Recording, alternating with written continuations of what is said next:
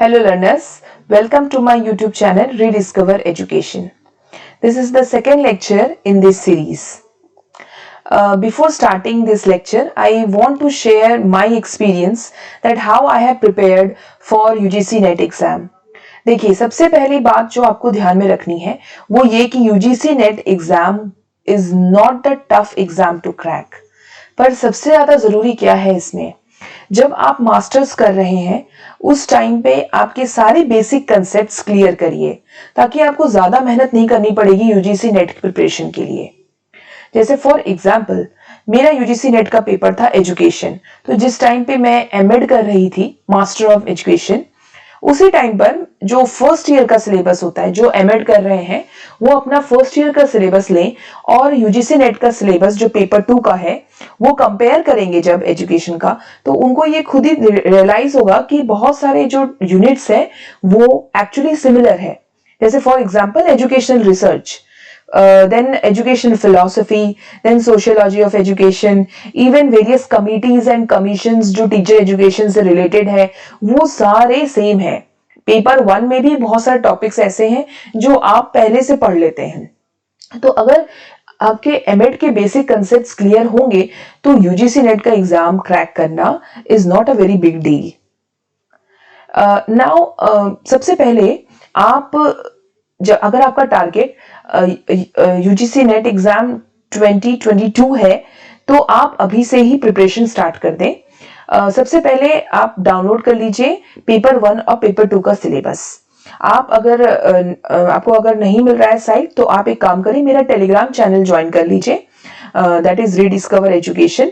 मैंने उसका link description box में भी देकर रखा है, तो वहां से आप ज्वाइन कर लीजिए मेरा टेलीग्राम चैनल। मैंने वहां पे दोनों पेपर 1 और पेपर 2 का जो सिलेबस है वो पोस्ट कर दिया है, वहां से आप कर लीजिए। और साथ में ये यूट्यूब चैनल अगर आप ज्वाइन करेंगे तो मेरे साथ प्रिपरेशन यूजीसी नेट की करते रहेंगे। Okay, so now coming back to our topic, that is types of scientific method. Last lecture में मैंने साइंटिफिक मेथड आपके साथ डिस्कस किया था और साथ में characteristics of scientific method and steps of scientific method, तो उसे भी थोड़ा रिवाइज करेंगे and then we will proceed further. So the topics covered in the session are scientific method in research, exploratory research method, explanatory research method, descriptive research method and with practice and some practice questions. Practice questions इसलिए करना है ताकि आपको पता चले कि UGC net में किस तरह से क्वेश्चंस पूछे जाते हैं। Okay, now coming to the topic scientific method. देखिए मैंने आपको पहले पिछले लेक्चर में भी कहा था कि मैं आपको कोशिश करूंगी कि कीवर्ड्स की हेल्प से आपको कोई कंसेप्ट समझा सकूं।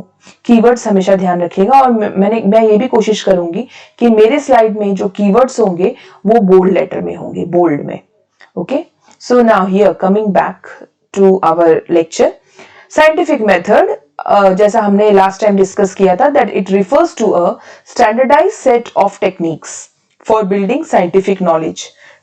जो टेक्निक्स होते हैं वो स्टैंडर्डाइज्ड होते हैं।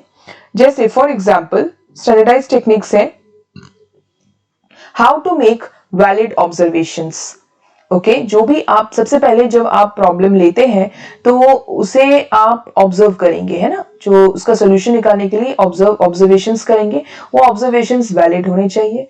उसके बाद ऑब्जर्वेशन करने के बाद जब आप डेटा कलेक्ट करेंगे, डेटा कलेक्ट करके एनालाइज करेंगे, एनालाइज करने के बाद जब इंटरप्रेट करेंगे रिजल्ट को, वो किस तरह से इंटरप्रेट किया जाएगा, that is important, how to interpret results and then those results should be generalized, then how you will generalize those results. So these are the standardized set of techniques that you have to follow for building scientific knowledge. Scientific method also consists of, जैसे same वही पहले आपको बताया मैंने, systematic observation, classification and interpretation of data. Okay, scientific method also allows researcher to independently and impartially test pre-existing theories.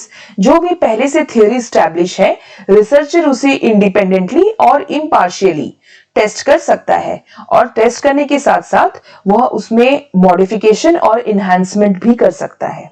Okay, so scientific method ये सारी चीजें allow करता है रिसर्चर को। हमने पहले पिछले सेशन में पढ़ा था some characteristics of scientific method. अगर आपको याद हो तो वो कैरेक्टरिस्टिक्स क्या क्या थी? सबसे पहली थी रेप्लिकेबिलिटी, ओके। दूसरी क्या थी? दूसरी थी precision. Third was falsifiability,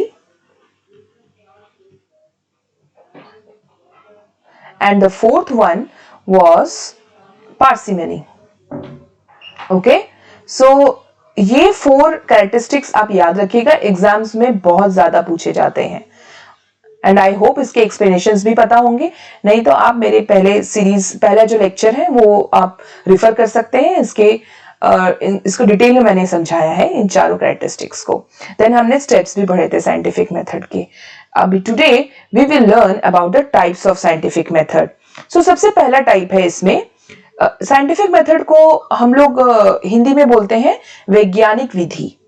okay, सो मैं साथ साथ थोड़ा हिंदी में भी बोलूंगी क्योंकि हमारे हिंदी के लर्नर्स भी हैं जिन्होंने मुझे रिक्वेस्ट किया था कि मैम आप हिंदी में भी थोड़ा सा बता दें, तो मैं कोशिश करूंगी बताने का। सबसे पहला है exploratory research method. Exploratory research method को हम बोलते हैं गवेषणात्मक अनुसंधान, और इसे हम ग्राउंडेड थ्योरी अप्रोच भी बोलते हैं और इंटरप्रेटिव रिसर्च भी कहा जाता है। ये तीनों एक ही है, एक्सप्लोरेटरी रिसर्च मेथड या फिर ग्राउंडेड थ्योरी अप्रोच या फिर इंटरप्रेटिव रिसर्च। सेकंड है explanatory research method. Explanatory research method को हम हिंदी में बोलते हैं व्याख्यात्मक अनुसंधान। और थर्ड है डिस्क्रिप्टिव रिसर्च, दैट इज उसको हम वर्णनात्मक अनुसंधान भी कहते हैं। डिस्क्रिप्टिव रिसर्च को नॉन एक्सपेरिमेंटल और कोरिलेशनल भी कहा जाता है। अब हम डिटेल में इनके बारे में नेक्स्ट स्लाइड्स में पढ़ते हैं। सबसे पहले exploratory research method. Exploratory research method क्या है? It is used to investigate a problem which is not clearly defined. जो प्रॉब्लम ठीक से डिफाइन नहीं है, नया है सबके लिए, सब कुछ नया है, वो टॉपिक ऐसा जो सब कुछ नया है। जैसे कोविड पैंडेमिक आया, उसके बारे में किसी को कुछ पता नहीं था, तो जब अगर उस प्रॉब्लम को इन्वेस्टिगेट करते हैं तो वो एक्सप्लोरेटरी रिसर्च मेथड में आता है। तो सबसे पहला कीवर्ड है it is not clearly defined, when the problem is not clearly defined. Second, it is conducted to have a better understanding of the existing problem but will not provide conclusive results. मतलब problems का हमें understanding होना चाहिए, उसके बारे में पता लगाना है, तो एक्सप्लोरेटरी रिसर्च मेथड करते हैं। जैसे इसमें लिखा है, this type of research is usually carried out when the problem is at preliminary stage. Preliminary stage मतलब जो सबसे स्टार्टिंग स्टेज में होता है वो प्रॉब्लम। जैसे कोविड के टाइम पे ऑनलाइन टीचिंग स्टार्ट हुआ है ना, ऑनलाइन टीचिंग का एक बूम स्टार्ट हुआ, सब लोग ऑनलाइन टीचिंग करना स्टार्ट हो गए। इवन जो कुछ प्लेटफॉर्म्स थे वो पॉपुलर भी हो गए इसके कारण, क्योंकि फिजिकली बच्चा नहीं जा सकता अब कोचिंग सेंटर्स या स्कूल्स, तो टीचर्स ने भी ऑनलाइन क्लासेस लेना स्टार्ट किया, जूम प्लेटफॉर्म यूज किया और बहुत सारे प्लेटफॉर्म्स यूज किए। तो उस टाइम अब उस प्लेटफॉर्म यूज करने के बाद कुछ प्रॉब्लम्स भी हुई। तो अगर आप रिसर्च करते हैं कि क्या प्रॉब्लम फेस किया बच्चों ने, तो that will come under exploratory research. आप सिर्फ एक्सप्लोर कर रहे हैं, प्रिलिमिनरी स्टेज में वो प्रॉब्लम है तो आपने एक्सप्लोर करना स्टार्ट किया, इसीलिए हम लोग उसे ग्राउंडेड थ्योरी अप्रोच भी कहते हैं। It is often referred to as the grounded theory research. Grounded theory इसलिए कहा जाता है क्योंकि हमें उसके बारे में कुछ भी पता नहीं है। और इंटरप्रेटिव रिसर्च मतलब आप इंटरप्रेट कर रहे हैं, जानना चाह रहे हैं कि कैसे। It is used to answer questions what, why and how. क्यों, व्हाट, व्हाई, क्यों एंड हाउ, कैसे। तो ये सारे क्वेश्चंस का आंसर एक्सप्लोरेटरी रिसर्च मेथड के थ्रू दिया जाता है। This type of research is applied when there are number of factors studied within the time constraint. आपको टाइम कंस्ट्रेंट दिया गया है, उसी के अंदर आपको स्टडी करनी है, तो आप एक्सप्लोरेटरी रिसर्च मेथड करेंगे। फोकस होता है discovery of ideas and insight into the general nature of the problem. एक सबसे लास्ट लाइन है जो सबसे ज्यादा इंपॉर्टेंट है, that exploratory research may develop hypothesis. मैंने पिछले सेशन में आपको समझाया था हाइपोथेसिस क्या होता है, एक टेंटेटिव स्टेटमेंट होता है या ओके। सो एक्सप्लोरेटरी रिसर्च में आप डेवलप कर सकते हैं हाइपोथेसिस, पर आप उसे टेस्ट नहीं कर सकते, नहीं करते हैं, कर सकते नहीं करते, नहीं करते हैं। Okay, so it may develop hypothesis but it does not seek to test them. You are not testing the hypothesis. I hope exploratory research आप समझ गए होंगे। मैं कुछ एग्जाम्पल दे सकती हूँ आपको इसका, जैसे for example, okay, let me select the pen option. Okay, like for example, आप स्टडी कर रहे हैं, study into the role of suppose social networking site है ना, सोशल नेटवर्किंग साइट आप जानते हैं, जैसे फॉर एग्जांपल फेसबुक है, इंस्टाग्राम है, even YouTube is also social networking site nowadays. So sites as an effective educational channel, okay, या फिर कोई मार्केटिंग कर रहे हैं आप, है ना, मार्केटिंग का चैनल है कोई आपका, तो आप स्टडी कर रहे हैं इस पे कि सोशल नेटवर्किंग साइट का क्या रोल है एक इफेक्टिव एजुकेशनल चैनल बनने के लिए, है ना, आपका एजुकेशन चैनल वो इफेक्टिव हो तो सोशल नेटवर्किंग साइट का क्या रोल है। अब जब ये स्टडी है तो this you can consider it as the exploratory study, है ना, एक्सप्लोरेटरी स्टडी आप एक्सप्लोर कर रहे हैं। तो आपने कीवर्ड्स क्या सीखा आपने यहाँ पे, सबसे पहला कीवर्ड है कि you are making, maybe you are making hypothesis but you are not testing them, no testing, okay। फिर दूसरा कीवर्ड क्या था आपका, दूसरा कीवर्ड था yes, the problem is not clearly defined, problems are not clearly defined। Then you are discovery of insight, yeah, that is you are discovering something, discovery of ideas and insight। So these are the keywords, discovery of ideas and insights, okay। So आप इन keyword से याद रखिए exploratory research क्या होता है, और आपको मैंने एग्जाम्पल दे भी दिया है, तो कुछ एग्जाम्पल्स जो भी बहुत नए प्रॉब्लम्स आए हैं अगर उसके ऊपर कुछ रिसर्च किया जा रहा है तो that is exploratory research. Now coming to the second research, that is explanatory research method, और you can also say causal research. Causal research क्यों बोलते हैं, क्योंकि why, because yes, it depicts the relationship between cause and effect variables। अब ये cause and effect variables, dependent variable, independent variable, ये सब मैं आपको आने वाले लेक्चर्स में बहुत डिटेल में समझाऊंगी। जब हम एक्सपेरिमेंटल रिसर्च मेथड पढ़ेंगे तो इसमें आपको सब समझ में आएगा कि what is independent variable and what is dependent variable. पर फिर भी मैं आपको एक एग्जाम्पल के हेल्प से समझाना चाहूंगी। जैसे मैंने बोला कि मैं स्कूल में एक टीचर हूं और मैंने कोई एक इनोवेटिव मेथड ढूंढा है टीचिंग का। Innovative method teaching, how this innovative method teaching affects the performance of the student, okay. मेरा जो इनोवेटिव मेथड ऑफ टीचिंग है वो बच्चों के परफॉर्मेंस पे कैसा इफेक्ट डालता है। तो यहाँ पे इस एग्जाम्पल में जो इनोवेटिव टीचिंग मेथड है वो क्या है, वो इंडिपेंडेंट वेरिएबल है, ठीक है। ऑब्वियसली जो मेथड ऑफ टीचिंग होगा वो किस पे इफेक्ट डाल रहा है, वो इफेक्ट डाल रहा है जो परफॉर्मेंस है बच्चों का। तो परफॉर्मेंस जो है वो क्या बन गया, dependent variable, because performance of students it is dependent on the method of teaching, that innovative method of teaching, है ना। तो इससे आप समझ गए होंगे कि इंडिपेंडेंट वेरिएबल को जब आप चेंज करते हैं तो उसका जो इफेक्ट है वो आपको डिपेंडेंट वेरिएबल पे दिखता है। तो इंडिपेंडेंट वेरिएबल जो है वो कॉज बन गया और जो डिपेंडेंट वेरिएबल है वो क्या बन गया, इफेक्ट, ओके, सो जो इसका रिलेशनशिप आप जब चेक करते हैं तो that will come under explanatory research method. So this approach focuses on the changes in one variable affects the change in other variable. One variable क्या होगा? Independent. Independent variable को आपने change किया और उसका effect आपने dependent variable पे देखा. And this is highly structured. ये रिसर्च मेथड हाईली स्ट्रक्चर्ड होता है. And let me tell you one thing, जो एक्सप्लोरेटरी रिसर्च था वो अनस्ट्रक्चर्ड होता है. ये प्लीज आप ध्यान रखिएगा.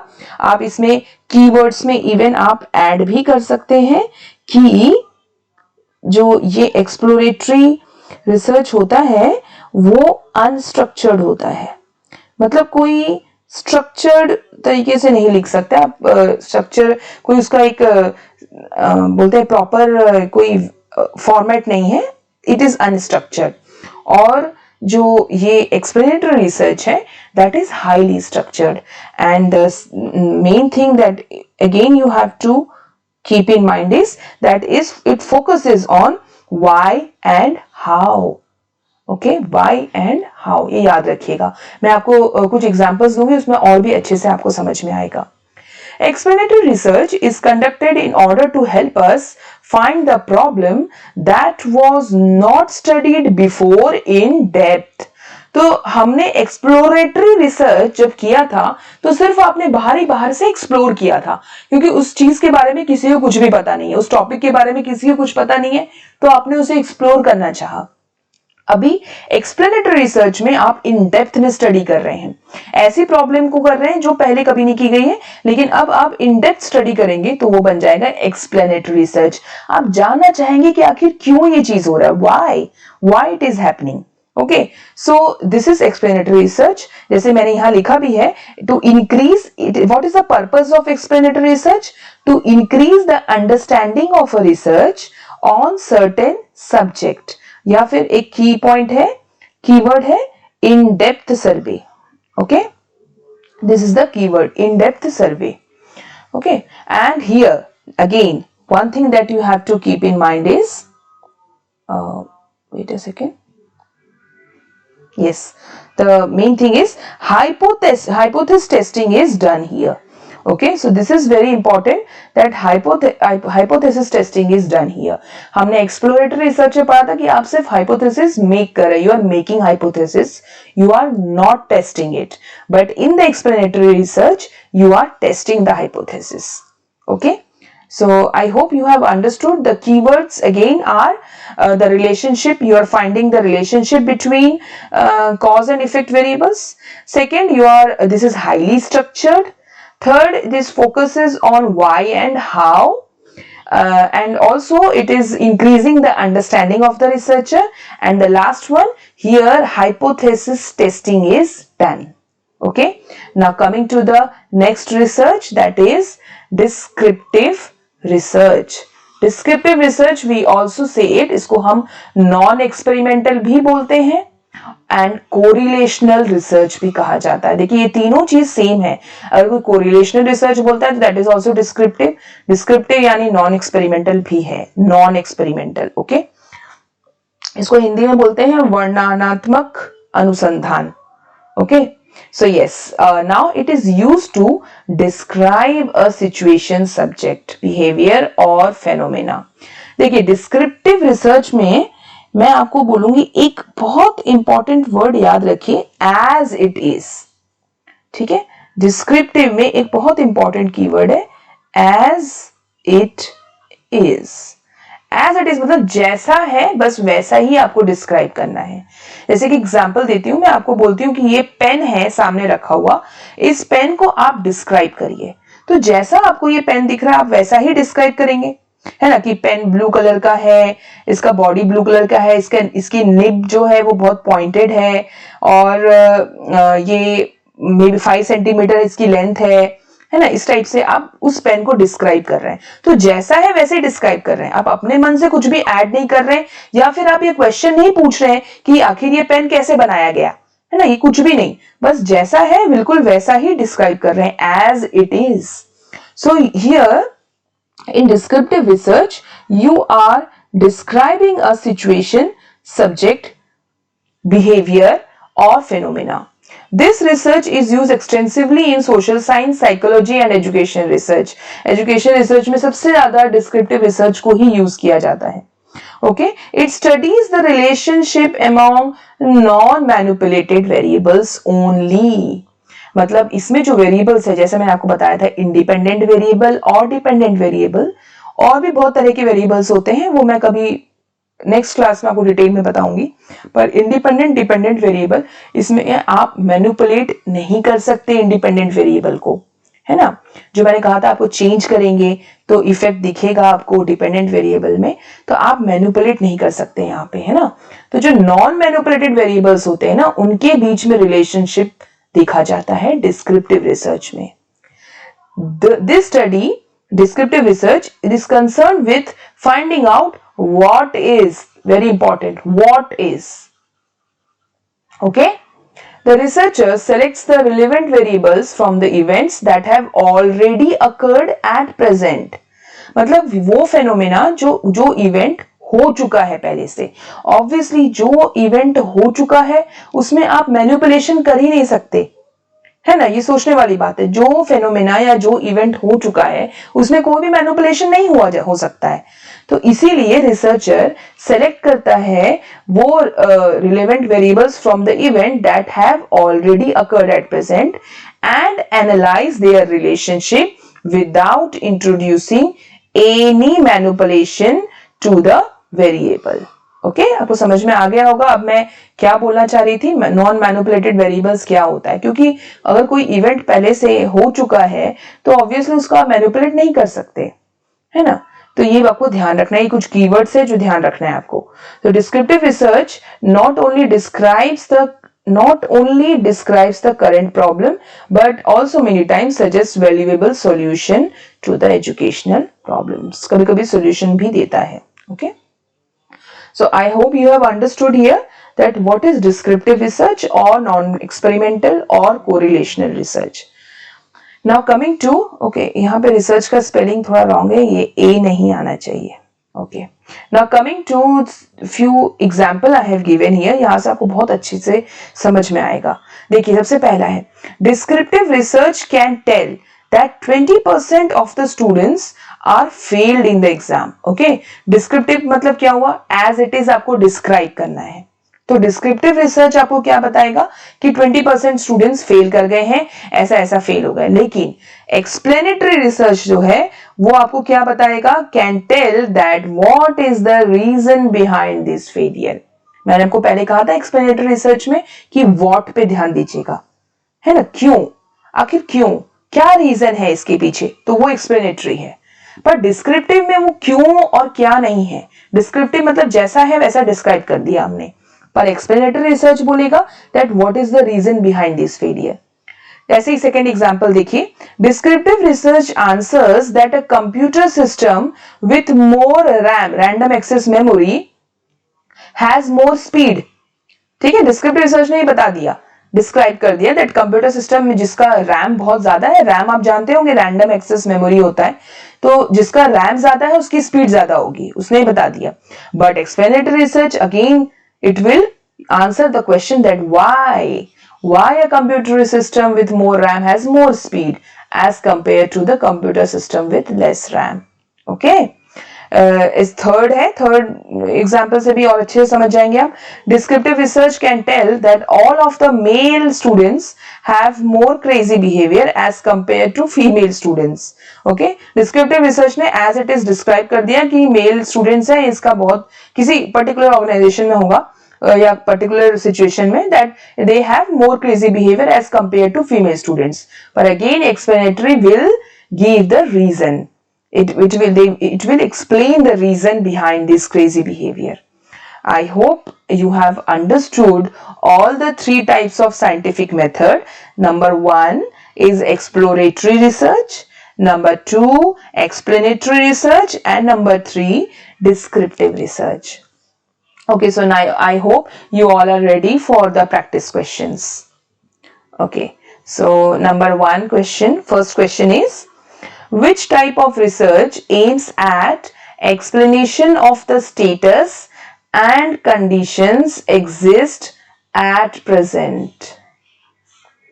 Okay, I'm giving you 10 seconds time.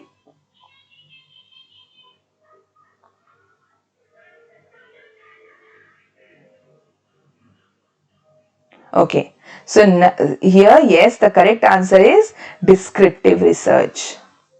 Okay, applied research नहीं होगा. अप्लाइड रिसर्च में आपको एक्सप्लेन करूंगी.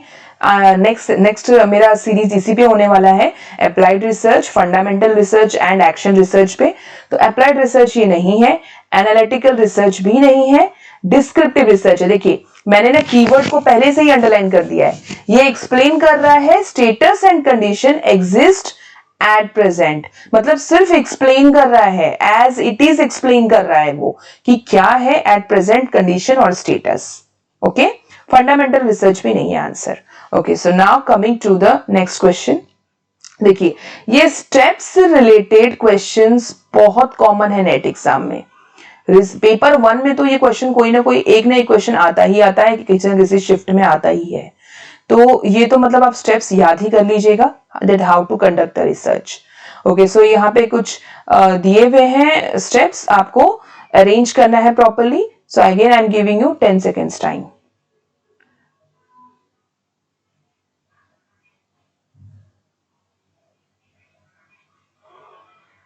Okay, so now let's see what will be the correct answer. पहले ट्राई करते हैं हम लोग खुद से सॉल्व करने की. ओके, सो नाउ सबसे पहला यहाँ है फॉर्मुलेटिंग हाइपोथेसिस. पहले तो हाइपोथेसिस फॉर्मुलेट नहीं कर देंगे, ऑब्वियस है. Collecting data and its analysis, obviously not. Identifying the research problem, okay, मैंने आपको हमेशा से कहा है जब भी ये हो identifying the research problem, it will become the first step. अब हमेशा ये सर्च करना कहीं भी, आइडेंटिफाइंग द रिसर्च प्रॉब्लम. सो ये थर्ड नंबर है और हम देख सकते हैं कि पहला सी ऑप्शन में ही थर्ड सबसे पहला है. You are lucky. सो आपको आगे ज्यादा टाइम वेस्ट मत करेगा, जैसे ही आपको दिखे तो बस एक बार क्रॉस चेक लेकिन जरूर कर लेना कि सही है कि नहीं. So first step is identifying the research problem. जब हमने रिसर्च प्रॉब्लम आइडेंटिफाई कर लिया तो उसके बाद हम टेंटेटिव स्टेटमेंट्स बनाते हैं, that is formulating hypothesis. Hypothesis formulate करने के बाद हम डेटा कलेक्ट करने जाते हैं फील्ड में. So collecting data and its analysis. Okay, you are going to analyze those collecting data, and after collecting you are going to test the hypothesis. Okay, so this is the proper sequence or proper steps for conducting research. Okay, now coming to the next question. See, again this question came. I told you characteristics of scientific method is very important. So I am giving you 10 seconds time to solve this question.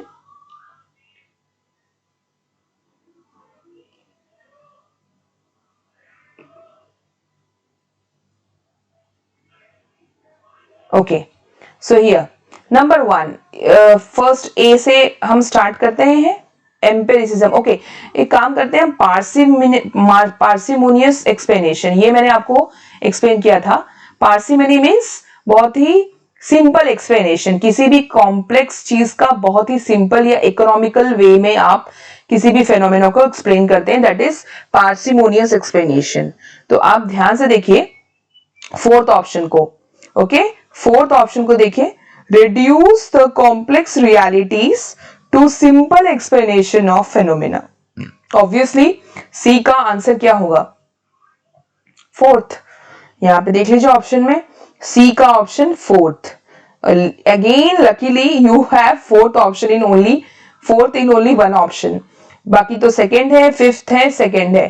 So fourth तो हो ही गया, तो इसको तो आप टिक कर लीजिए. बाकी हम चेक कर लेते हैं. C का 4 है. अगेन D, A से स्टार्ट करते हैं. A है हमारा यहाँ पे एम्पेरिसिज्म. ओके, सो एम्पेरिसिज्म को देखिए आप. एम्पेरिसिज्म होता क्या है? जब आप कोई एविडेंस के थ्रू किसी चीज को मतलब आप अपने सेंसरी ऑर्गन्स यूज करके आप किसी फिनोमेना को देख रहे हैं. सेंसरी ऑर्गन्स मींस आपके आंखें हैं, आईज है, ईयर्स है, ये सारी चीजें यूज हो रही हैं उस फिनोमेना को देखने के लिए. तो आपके पास एविडेंस है उसका. So that is empiricism. Okay, so guided by evidence obtained from systematic research methods. Okay, evidence is again the keyword for this. So A का 3 हो गया. Abhi coming to the B, precision. Precision again you can see fifth one, extensive and detailed description. Okay ये देखिए keyword आपको मिल गया extensive and detailed description including instrument validity and reliability. See keywords पे हमेशा ध्यान रखिए, मैं आपको हमेशा बोलती हूँ. Now coming to the D part, that is verification. Okay where is या वेरिफिकेशन. वेरिफिकेशन है आपका डी का 2. ऑब्वियसली वेरीफाई करना मतलब क्या हुआ, रिजल्ट्स को कंफर्म करना. Simple, results can be confirmed और रिवाइज्ड इन सब्सिक्वेंट रिसर्च. तो पहले तो आपको सी ऑप्शन से ही आसानी से मिल गया और बाकी भी लेकिन आप क्रॉस चेक कर लिया करिए एग्जाम में. सो इस तरह से क्वेश्चन सॉल्व किया जाता है यूजीसी नेट में. I hope you all have understood. So work hard in silence and let success make the noise. This is the Mantra. Okay, so now students, thank you learners. I hope you all have understood. So अगर आपको मेरा session अच्छा लगा तो like करिएगा, share करिएगा और subscribe करिएगा और मेरा YouTube चैनल जरूर से ज्वाइन कर लीजिए. That is rediscover_education_netjrf. Thank you learners. Bye and take care.